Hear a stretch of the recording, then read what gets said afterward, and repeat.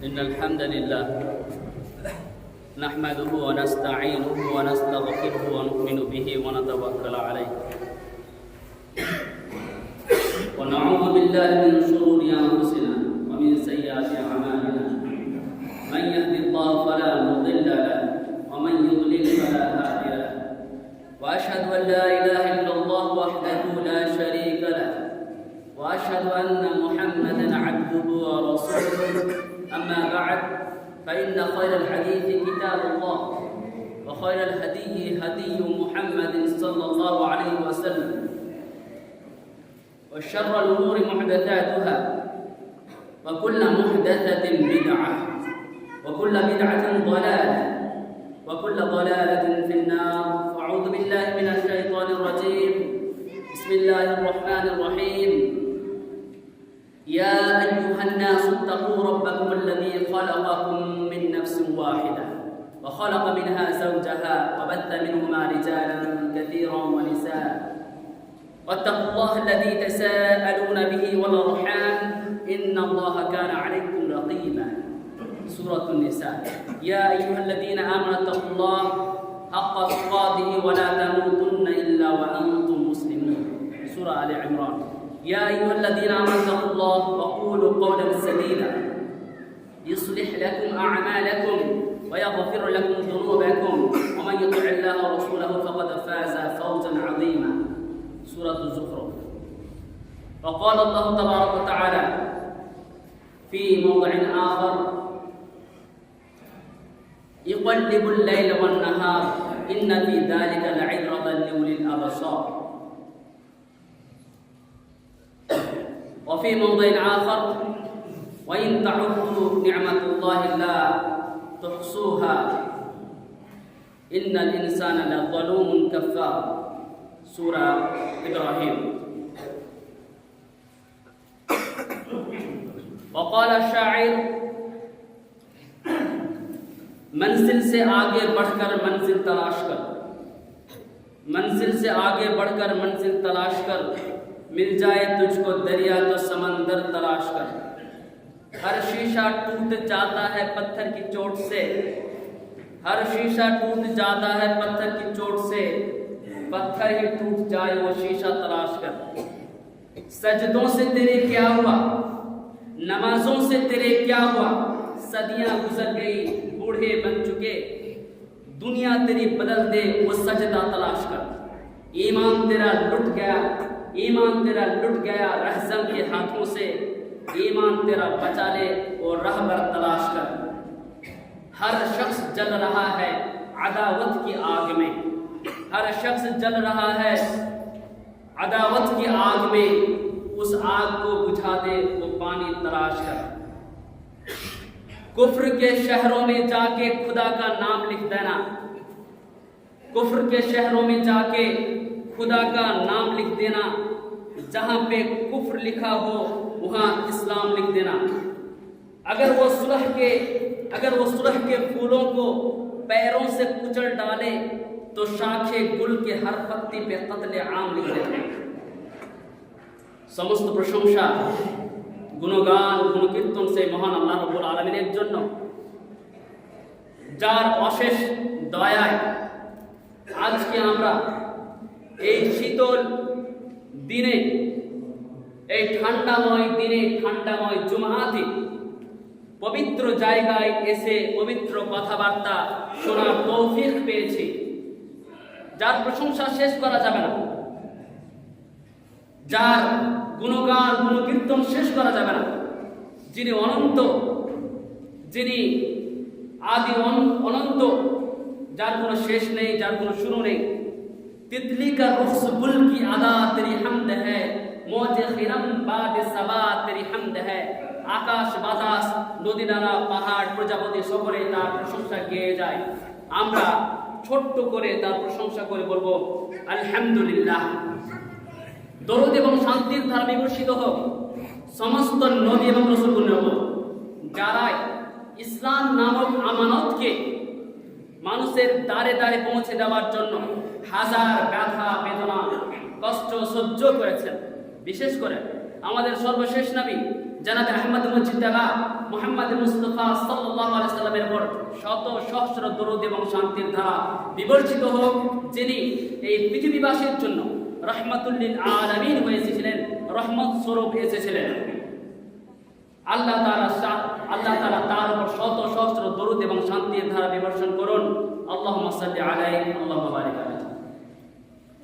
সম্মানিত মুসলিম সমাজ, আমরা এখন যে সময়টা কাটাচ্ছি এটা হচ্ছে ঠান্ডার সময়। ঠান্ডার সময় আসছে, আরো কঠোর থেকে কঠোরতম ঠান্ডার সম্মুখীন আমরা করব। কিন্তু কেন এই ঠান্ডা, কেন এই কষ্ট, কেন এই ঠান্ডায় কত মানুষের প্রাণ যাচ্ছে, কেন মানুষ এত কষ্ট সহ্য করবে? এই প্রশ্নের উত্তর অনেক মানুষ অনেক রকম ভাবে ভাবনা চিন্তা করে, কিন্তু খুঁজে পায় না। গরমের সময় বা এত গরম কেন? গরমের সময় কিছু মানুষ তৃষ্ণায় কিছু কিছু জায়গায় না খেতে পেয়ে পানি অকালে মারা যাচ্ছে। গরম, ঠান্ডা, বর্ষা এইগুলা কেন, কিভাবে হচ্ছে, কোথা থেকে হচ্ছে? যদি বিজ্ঞান, যারা নাস্তিক, তাদের দৃষ্টিভঙ্গিতে যদি আমরা দেখি এই মৌসুম চেঞ্জ কেন হয়, তাহলে তারা নানান রকম কারণ বলবে, হয়তো কিছু কিছু কারণ মিলেও যাবে। আর তারা আল্লাহ তাআলাকে অস্বীকার করে ফেলবে। তারা বলবে যে এগুলা প্রতিপালকের বা আল্লাহ তাআলা বা কোনো সৃষ্টিকর্তার এতে কোনো হাত নেই, প্রাকৃতিকগতভাবে এসব চলছে, হচ্ছে, একরকম ভাবে হয়ে যাচ্ছে। এটা হচ্ছে নাস্তিকদের কথা, যারা প্রতিপালককে বিশ্বাস করে না। এরা প্রত্যেকটা জিনিসের কারণ খুঁজতে যায়, এর পিছনে কি কারণ, এর পিছনে কি কারণ, কোনো একটা কারণ খুঁজে পায়। পৃথিবীতে মানুষের বসতি, মানুষ এখানে বাঁচতে পারছে কি করে? অন্যান্য গ্রহতে মানুষ বাঁচতে পারছে না কেন? কেননা এখানে নাইট্রোজেন অক্সিজেনের মাত্রা বেশি, তাই তারা এতটুকু তারা খুঁজে পেয়েছে। নাইট্রোজেন অক্সিজেনের মাত্রা বেশি, অন্যান্য গ্রহতে এইগুলো নাই, তাই মানুষ কিংবা কোনো জীবজন্তু সেখানে বাঁচতে পারে না। বাস এটাই তাদের। কিন্তু নাইট্রোজেন অক্সিজেন এখানে বেশি কি করে? কারণের কারণ তারা খুঁজে বার করতে পারে না। কারণের কারণ খুঁজে বার করতে হলে ওহী ইলাহির প্রয়োজন আছে, ওহী ইলাহির প্রয়োজন আছে। যিনি সৃষ্টিকর্তা, সবকিছু তার হাতে। কোথা থেকে কি হচ্ছে, কি করবে মানুষ, সমস্ত কিছুর উপকরণের সৃষ্টিকর্তা হচ্ছেন আল্লাহ রাব্বুল আলামিন। তাই সৃষ্টিকর্তাকে অস্বীকার করার কোনো সুযোগ নেই। হাদিসের মধ্যে বলা হয়েছে ঠান্ডা এবং গরমের কারণ কি? ইশতাকাতিন নার ইলাল্লাহ, একদা জাহান্নাম আল্লাহ তাআলার কাছে অভিযোগ জানালো যে ইন্না বাদি আকাল বাদি, আমার কিছু অংশকে খেয়ে ফেলছে, আমার কিছু অংশকে খেয়ে ফেলছে। আমরা জানি বান্দাকে আল্লাহ তাআলা, নাফরমান বান্দাদেরকে আল্লাহ তাআলা জাহান্নামে দুই রকম ভাবে শাস্তি দিবেন। একটা হচ্ছে কঠোর ঠান্ডার মাধ্যমে, আর একটা হচ্ছে কঠোর গরমের মাধ্যমে, উষ্ণতার মাধ্যমে। জাহান্নাম আল্লাহ তাআলার কাছে অভিযোগ করলো যে আমার কিছু অংশকে খেয়ে ফেলছে। অতএব আল্লাহ তাআলা তাকে বললেন যে তুমি দুটি নিঃশ্বাস নেবে। একটা হচ্ছে নাফসুন ফিস শীতা, ঠান্ডাকালে একটা নিঃশ্বাস, যার মাধ্যমে তোমার ঠান্ডার যে চাপ, সেই চাপটা কমে যাবে। আর আরেকটা ওয়া নাফসুন ফিস সাইফ, আরেকটা গরমকালে তুমি একটা নেবে, তুমি দুটো নিঃশ্বাস নেবে। জাহান্নাম বছরে দুটি নিঃশ্বাস নিয়ে থাকে। তাই আল্লাহ রাসূল সাল্লাল্লাহু আলাইহি ওয়াসাল্লাম বলেন যে তোমরা যে কঠোর ঠান্ডা অনুভব করে থাকো, এটা হচ্ছে জাহান্নামের একটা নিঃশ্বাস, আর যে কঠোর গরম অনুভব করে থাকো, এটা হচ্ছে জাহান্নামের দ্বিতীয় নিঃশ্বাস। কি করে কি হচ্ছে না হচ্ছে, কোথা থেকে কি হয়েছে আমরা কিছুই জানি না। আল্লাহ তাআলা আমাদেরকে ওহীর মাধ্যমে এতটা জানিয়েছেন, আমরা বাস এতটা জেনে নীরব থাকবো। অনেকজন আবার ঠান্ডা, গরম, বর্ষা, বৃষ্টি হলে হাওয়া বাতাসকে গালিগালাজ করে থাকে। এত ঠান্ডা কেন দিয়েছে? বাড়ি থেকে বার হচ্ছে কোনো কাজের জন্য, বৃষ্টি শুরু হয়ে গেল, বৃষ্টিকে গালিগালাজ করতে শুরু করে। আল্লাহ রাব্বুল আলামিন হাদিসে কুদসির মধ্যে বলেন, ইউদিন ইবনে আদম, আমাকে আদম সন্তান কষ্ট দিয়ে থাকে। ইয়াসুব্বুদ দাহর, সে যুগকে গালি দেয়। সে যুগকে কেন গালি দেয়? ফাইন্নামা আনা দাহর, আমি তো নিজেই যুগ, আমি তো নিজেই কাল, আমি নিজেই সময়।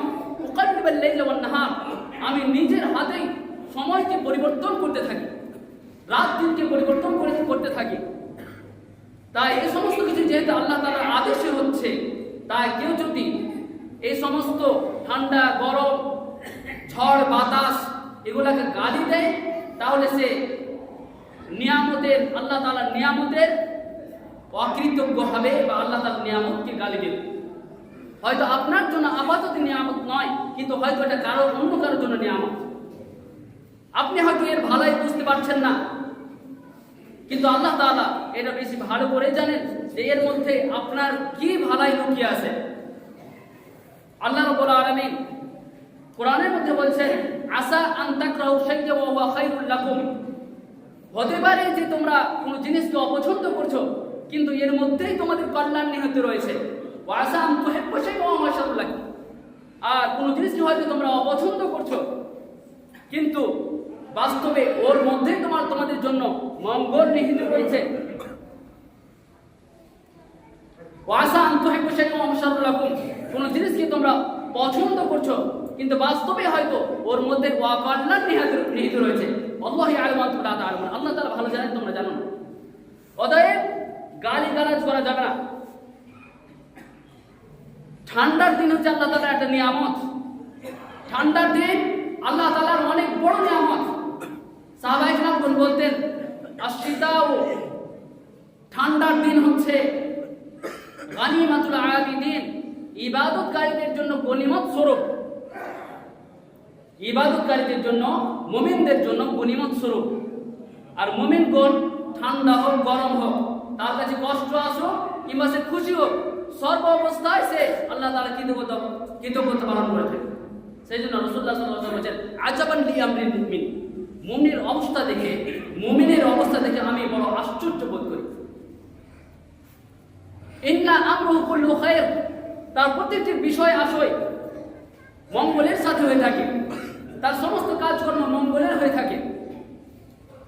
ফাইন আসাবাতু সাররা শাকারা ফাহুয়া খায়রুল লাহু, সে যদি কোনো খুশি, কোনো আনন্দময় জিনিসের সম্মুখীন হয়ে থাকে, সে যদি কোনো ভালো জিনিস পেয়ে থাকে, কল্যাণের সম্মুখীন হয়ে থাকে, শাকার, সে আল্লাহ তাআলার কৃতজ্ঞতা প্রকাশ করে থাকে, ফাহুয়া খায়রুল লাহু, আর আল্লাহ তাআলার কৃতজ্ঞতা জ্ঞাপন করা এটা তার জন্য মঙ্গলময় হয়। ওয়াইন আসাবাতু দাররা সাবারা ফাহুয়া খায়রুল লাহু, আর মুমিনের ওপর যদি কোনো কষ্ট এসে পড়ে, কোনো দুঃখ কষ্ট এসে যায়, তাহলে সে কি করে? সাবার, সে ধৈর্য ধারণ করে। আর আল্লাহ তাআলা ধৈর্যশীলদের সাথে সবসময় থাকেন। ইন্নাল্লাহা মা'আস সাবিরিন, আর এটা তার জন্য কি হয়? মঙ্গলময় সাবিত হয়, মঙ্গলময় তার জন্য প্রমাণিত হয়।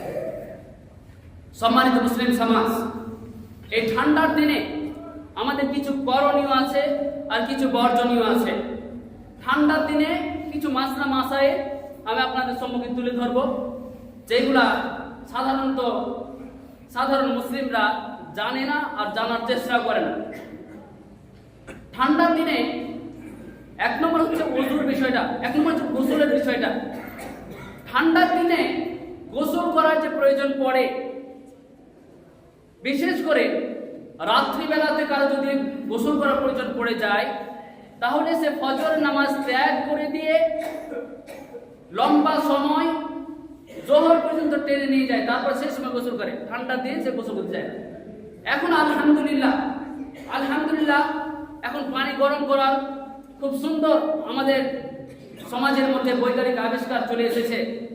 পানি গরম করার কোনো নাই, কমতি নাই। তাই গোসল করার জন্য আপনি ফজর নামাজটাকে কাজা করে জোহর পর্যন্ত টেনে নিতে পারেন না। অনেকে আবার গোসল করার নিয়মই জানে না, ফরজ গোসলের নিয়ম অনেকেই জানে না। মনোযোগ সহকারে শুনুন, ফরজ গোসলের নিয়ম মনোযোগ সহকারে শুনুন। সর্বপ্রথম আপনি দুই হাতকে 3 বার ধৌত করবেন। আপনি দুই হাতকে 3 বার ধুয়ে নেবেন, ভালোভাবে ধুয়ে নেবেন। 3 বার ধুয়ে নেওয়ার পর তারপরে বাম হাতে পানি নিয়ে আপনার শরীরে যে সমস্ত অংশে নোংরা লেগে আছে, অপবিত্রতা লেগে আছে, সেগুলাকে ভালোভাবে বাম হাত দিয়ে ধুয়ে নেবেন।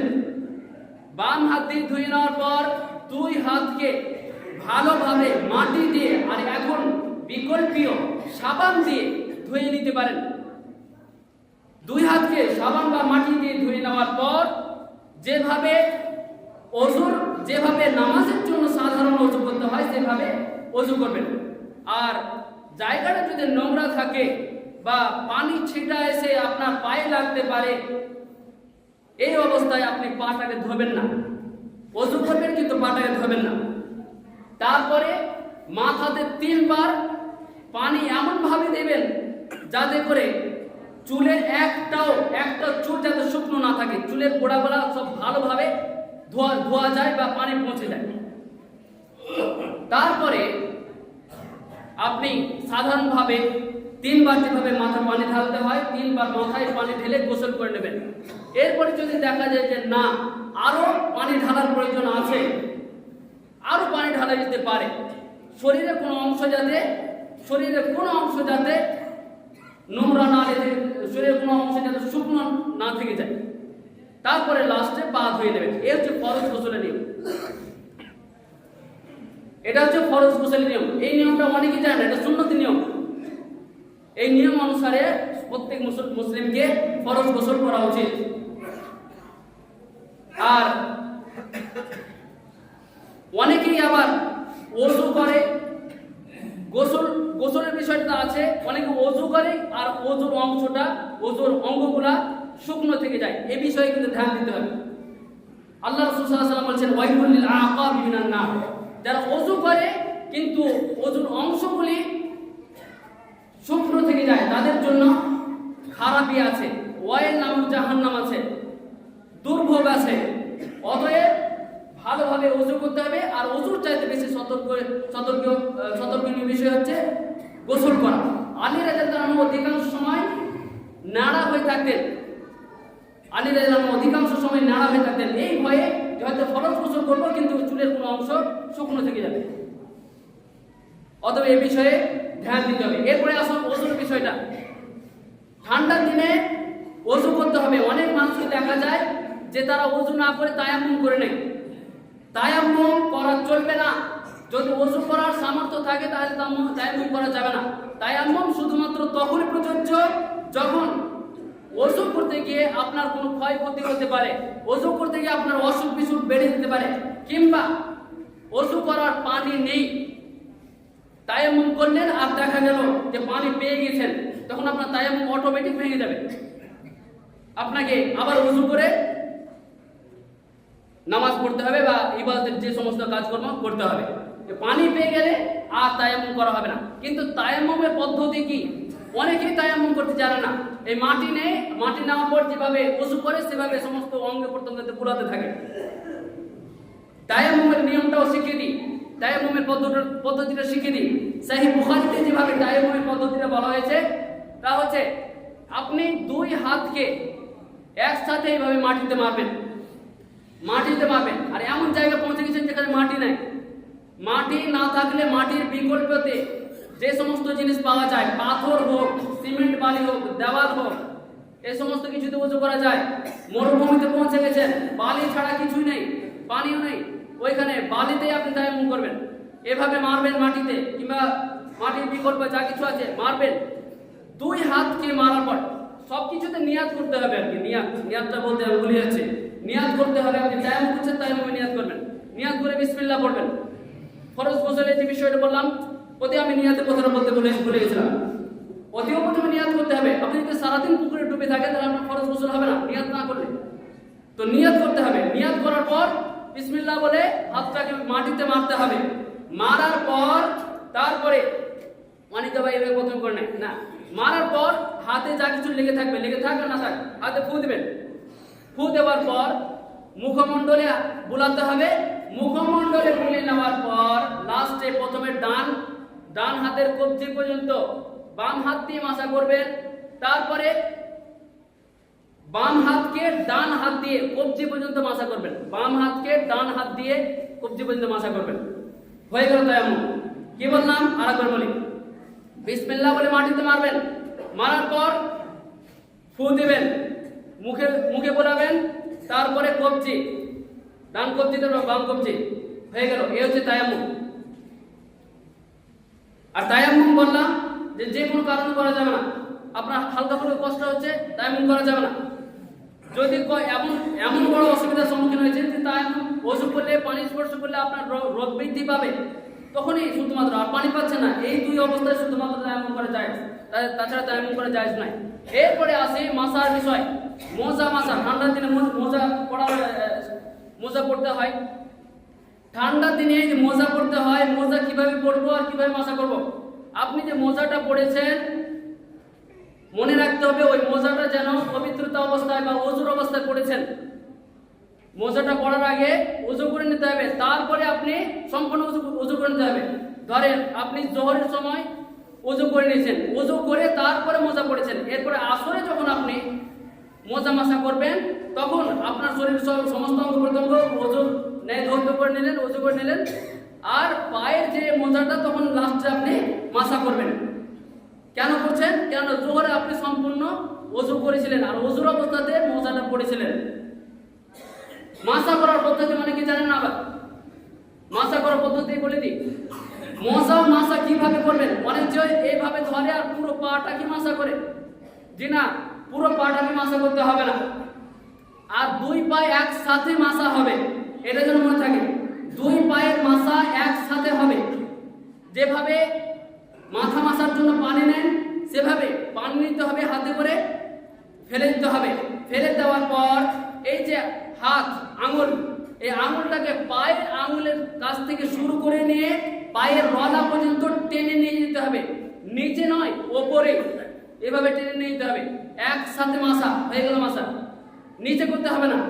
অনেকেই ভাবে যে নিচে করতে হবে, কিন্তু যুক্তি তো এটাই বলে যে নিচে করা উচিত ছিল, কেননা নোংরা তো বেশি নিচেই লেগে থাকে, তাই না? সেই জন্য আলী রাদিয়াল্লাহু আনহু এই বিষয়ে বলছেন যে যদি ইসলাম যুক্তিতে চলতো, ইসলাম যদি মানুষের বুদ্ধি বিবেকের বলে চলতো, তাহলে মোজা ওপরে মাসা না করে নিচে মাসা করতে বলতো। অতএব মোজা মাসার বিষয়টা বুঝতে পেরেছেন? এভাবে পানি ছেড়ে নিয়ে একসাথে পায়ের আঙুল থেকে নিয়ে শুরু করে নিয়ে রলা পর্যন্ত টেনে নিয়ে যেতে হবে। এ হচ্ছে মোজা মাসা। আর ঠান্ডা দিনে অনেকেই আবার রাত্রে সারা রাত, এটা বলে দিই, সময়সীমা বলে দিই, 2-3 দিন পর্যন্ত অনেকে গোসলই করে না, আবার একই রকম ভাবে অনেক মুসল্লি আছে একই রকম ভাবে মাসা করে যায় না। এর মাসার সময়সীমা মাত্র 1 দিন, 24 ঘন্টা, একদিনে 1 রাত। 24 ঘন্টার বাইরে আপনাকে 24 ঘন্টা হয়ে গেলে আবার মোজা করতে হবে। মোজা করলে আবার পুনরায় গোসল করতে, ওযু করতে হবে, ওযু করে আবার মোজা পড়তে হবে, তারপর আবার 24 ঘন্টা চলবে। এটা হচ্ছে মুসলিমদের জন্য, যারা বাড়িতে থাকছে তাদের জন্য। আর মুসাফিরদের জন্য 3 দিন, 72 ঘন্টা, 3 দিন 3 রাত, এটা মুসাফিরদের জন্য। সহজে আপনি তায়াম্মুম মাসা করবেন না, সহজে করবেন না। যদি ক্ষমতা থাকে তাহলে পূর্ণ ওযুই করবেন। আল্লাহ রাসূল সাল্লাল্লাহু আলাইহি ওয়াসাল্লাম বলেছেন, আল্লাহ সাল্লাল্লাহু আলাইহি ওয়াসাল্লামের একটা হাদিস, তিনি বলছেন যে মুমিনদের জন্য ওযুর মধ্যে বিশেষ এক মর্যাদা রয়েছে। আল্লাহ রাসূল সাল্লাল্লাহু আলাইহি ওয়াসাল্লাম বলেন, আলা আদুল্লুকুম আলা মা ইয়ামুল্লাহু বিল খাতায়া ওয়া ইয়ারফা বিদ দারজাত। আমি কি তোমাদেরকে এমন কিছু বিষয় বলে দেব না যার মাধ্যমে আল্লাহ তাআলা তোমাদের মর্যাদাকে উঁচু করে দেন এবং তোমাদের গুনাহ খাতাকে মিটাতে থাকেন। আল্লাহ রাসূল সাল্লাল্লাহু আলাইহি ওয়াসাল্লাম 3টি জিনিস বললেন। একটা হচ্ছে ইসবাগুল ওযু আলাল মাকারি, কষ্টের সময় পূর্ণরূপে ওযু করা, কষ্টের সময় পূর্ণরূপে ওযু করা। এটা মুমিনের এই গুনাহ খাতাকে শেষ করে দেয় এবং তার মর্যাদাকে বৃদ্ধি করে থাকে। একটা ইসবাগুল ওযু আলাল মাকারি, পূর্ণরূপে কষ্টের সময়েও ওযু করা। আর আরেকটা হচ্ছে কাসরাতুল খুতাইল মাসাজিদ, বেশি বেশি মসজিদের দিকে আসা। আর আরেকটা হচ্ছে ইন্তেজারুস সালাত বা'দা সালাত, একটা নামাজের পর আরেকটা নামাজের অপেক্ষা করা। এটা মুমিনদেরই কাজ। একটা নামাজ শেষ হয়ে গেল, সে ভাবছে কখন আবার আল্লাহ তাআলার সাথে সাক্ষাৎ করব, কখন মসজিদে যাব, কখন আল্লাহ তাআলার সামনে অবনত হব, সিজদা অবনত হব, এটা মুমিনদেরই কাজ। আর ওযুর বিষয়ে আল্লাহ রাসূল সাল্লাল্লাহু আলাইহি ওয়াসাল্লাম বলেছেন যে তোমরা ওযুর যে অঙ্গগুলা দরকার হলে আর বেশি বেশি করে ধরবে। ইন্না উম্মতি ইয়াতুনা ইয়াওমাল কিয়ামাতি গুররাম মুহজিলিনা মিন আথারিল ওযু। আল্লাহ রাসূল সাল্লাল্লাহু আলাইহি ওয়াসাল্লাম বলেছেন যে কিয়ামতের দিন আমার উম্মত আমি আমার উম্মতকে চিনতে পারবো ওযুর অঙ্গগুলা দেখে দেখে। ওযুর অঙ্গগুলা তাদের জলজল করবে। ইন্না উম্মতি ইয়াতুনা ইয়াওমাল কিয়ামাতি গুররাম মুহজিলিনা মিন আথারিল ওযু। ওযুর কারণে তাদের ওযুর অঙ্গগুলা জলজল করবে, সেগুলা দেখে আমি বুঝতে পারি আমার উম্মত। আমি ইস্তাদি মিনকুম আইয়াদিল্লাহু রাব্বাকা ফালিয়াফা। কেউ যদি চায় যে সে তার উজ্জ্বলতাকে বৃদ্ধি করবে, সেজন্য তার ওযুর অঙ্গগুলোকে বেশি বেশি ধোয়। এত পর্যন্ত ওযুর অঙ্গ ধোয়ার কথা, হাতটা ধোয়ার কথা আপনি এত পর্যন্ত ধুলেন, পায়ের টাকুন পর্যন্ত ধোয়ার কথা আর একটু উপর থেকে ধুয়ে নিলেন, মুখ এত দূর পর্যন্ত মুখমণ্ডল ধোয়ার কথা আশপাশ থেকে আর বেশি করে ধুয়ে নিলেন। এই হচ্ছে তার বর্ণনা যে বেশি বেশি করে ধুতে হবে। আচ্ছা, আল্লাহ রাসূল সাল্লাল্লাহু আলাইহি ওয়াসাল্লাম বলেছেন ইন্না উম্মতি ইয়াতুনা ইয়াওমাল কিয়ামা, আমার উম্মত কিয়ামতের দিন আসবে ওযুর অঙ্গ জলজল করা অবস্থায়। কিন্তু আল্লাহ রাসূল সাল্লাল্লাহু আলাইহি ওয়াসাল্লামের উম্মত কারা? আল্লাহ রাসূল সাল্লাল্লাহু আলাইহি ওয়াসাল্লামের উম্মত কারা? যারা আল্লাহ রাসূল সাল্লাল্লাহু আলাইহি ওয়াসাল্লামকে যথাযথভাবে অনুসরণ করেছে তারা আল্লাহ রাসূল সাল্লাল্লাহু আলাইহি ওয়াসাল্লাম। সবাই আল্লাহ রাসূল সাল্লাল্লাহু আলাইহি ওয়াসাল্লামের উম্মত নয়। যারা নিজের বিবেক বুদ্ধি দিয়ে দ্বীনকে চালিয়ে থাকে তারা আল্লাহ রাসূল সাল্লাল্লাহু আলাইহি ওয়াসাল্লামের উম্মত নয়। এই বিষয়ে কিন্তু সজাগ থাকতে হবে। আচ্ছা, এখানে একটা প্রশ্ন করি, বলুন তো কারা জান্নাতি?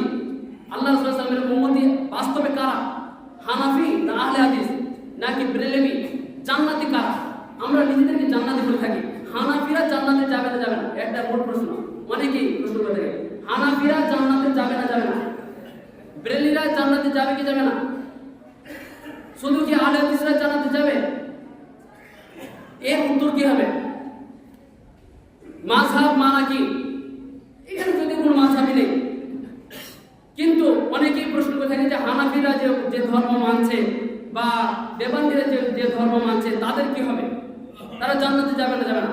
শুনুন, আল্লাহ রাসূল সাল্লাল্লাহু আলাইহি ওয়াসাল্লামের যে অনুসারী হবে, হানাফি হোক আর শাফি হোক আর মালিকি হোক আর হাম্বলি হোক, এই যে এই নামগুলো বললাম আমি, এরা যদি মনে করে যে আমার কাছে আল্লাহ রাসূল সাল্লাল্লাহু আলাইহি ওয়াসাল্লামের হাদিস আসার পরেও আমরা আমাদের ইমামের কথাটাকে ত্যাগ করব না, তাহলে জেনে রাখুন এই ব্যক্তি কখনোই জান্নাতে যেতে পারবে না। কেন? মুহাম্মদ সাল্লাল্লাহু আলাইহি ওয়াসাল্লামকে ছেড়ে দিয়ে তাদের ইমামকে নবী বলে মেনে নিয়েছে। মুহাম্মদ সাল্লাল্লাহু আলাইহি ওয়াসাল্লামকে ছেড়ে দিয়ে তাদের ইমামকে নবী বলে মেনে নিয়েছে। ওহী শুধুমাত্র মুহাম্মদ সাল্লাল্লাহু আলাইহি ওয়াসাল্লামের কাছে আসতো, কোনো ইমামের কাছে ওহী আসতো না। মুহাম্মদ সাল্লাল্লাহু আলাইহি ওয়াসাল্লাম মানুষ হিসেবে যদি কোনো মিস্টেক করতেন, ওহীর মাধ্যমে জানিয়ে দেওয়া হতো যে শোনো মুহাম্মদ সাল্লাল্লাহু আলাইহি ওয়াসাল্লাম তুমি মিস্টেক করছো, সজাগ হয়ে যাও। অতএব আল্লাহ রাসূল সাল্লাল্লাহু আলাইহি ওয়াসাল্লামকে ওহীর মাধ্যমে জানিয়ে দেওয়া হয়েছে, তার মিস্টেকটা ধরিয়ে দেওয়া হয়েছে। কিন্তু কোনো ইমাম যদি কোনো মিস্টেক করেছে, সেই মিস্টেকটা ধরিয়ে দেওয়া হয়নি। তাই যারা মনে করে যে আমাদের ইমাম যেটা বলে গেছে, যেটা করে গেছে ওটাই ঠিক, ও ছাড়া সব ভুল, সে ব্যক্তি জাহান্নামে যাবে, জান্নাতে যাওয়ার কোনো সুযোগ নেই। হ্যাঁ, কিছু কিছু মানুষ হয়ে থাকে যে বিশেষ এক ব্যক্তি তার অধিকাংশ মাসআলাগুলোকে সে পছন্দ করে, অধিকাংশ মাসআলাগুলো তার পছন্দ করে, যে মনে হয় যে তিনি কুরআন হাদিস অনুযায়ী বেশিরভাগ বলছেন, কিন্তু তিনি ব্যতিক্রম ক্ষেত্রে অন্যান্য মাসলাও নিয়ে থাকে। এই ব্যক্তির ক্ষেত্রে বলা যায় সে মুকাল্লিদ নয়, সে মুহাম্মদ সাল্লাল্লাহু আলাইহি ওয়াসাল্লামের অনুসারী, কিন্তু সে একজন আলিমকে বিশেষভাবে তার মাসলাগুলোকে পছন্দ করে, কিন্তু যখন সে বুঝতে পারে এটা কোরআন হাদিসের বিপরীতে যাচ্ছে, বিপক্ষে যাচ্ছে, তখন সে সেটাকে ছেড়ে দেয়। তো এই ব্যক্তি অবশ্যই বলা যেতে পারে যে এই ব্যক্তি জান্নাতে যাবে। এরপরে আসুন, ঠান্ডার সময়ের কথা বলছিলাম। ঠান্ডার দিনে অধিকাংশ দেখা যায় যে যারা গরিব দুস্থ, খুবই ঠান্ডা কনকনে কষ্ট বোধ করছে, মাফলার নাই, তারপরে পায়ে মোজা নেই, পা গোলাতে কালশিটে পড়ে গেছে, পা ফেটে যাচ্ছে, কিন্তু এই মোজা কেনা টাকা পয়সা নেই। এ বিষয়ে যারা বিত্তশালী, যারা সম্পদশালী, তাদের উচিত তাদেরকে মোজা কিনে দেওয়া, মাফলার কিনে দেওয়া, কিছু সোয়েটার কিনে দেওয়া উচিত।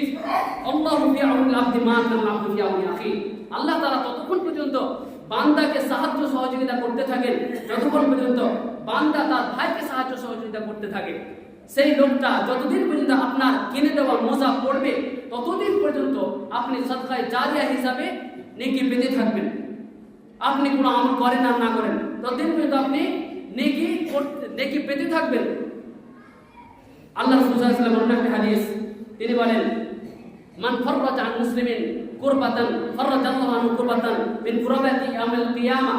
যে ব্যক্তি কোনো মুসলিমের কোনো কষ্ট দূর করবে, আল্লাহ তাআলা কিয়ামতের দিনে তার হাজার হাজার কষ্টের মধ্যে থেকে কিয়ামতের দিনে তার কষ্টগুলোকে একটা একটা করে দূর করবেন। আল্লাহু ফি আউনি আল-আবদি মা কানা আল-আবদু ফি আউনি আখিহি।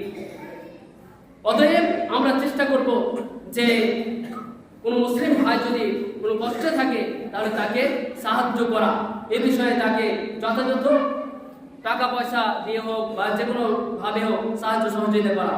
এখন পুরো মুসলিম বিশ্বে যদি দেখা যায়, সারা বিশ্বে যদি দেখা যায়, তাহলে খুবই বেশি সাহায্য সহযোগিতার মুখাপেক্ষী হয়ে রয়েছে ফিলিস্তিনবাসীরা, যাদের কাছে হয়তো অনেক সাহায্য সহযোগিতা যাচ্ছে।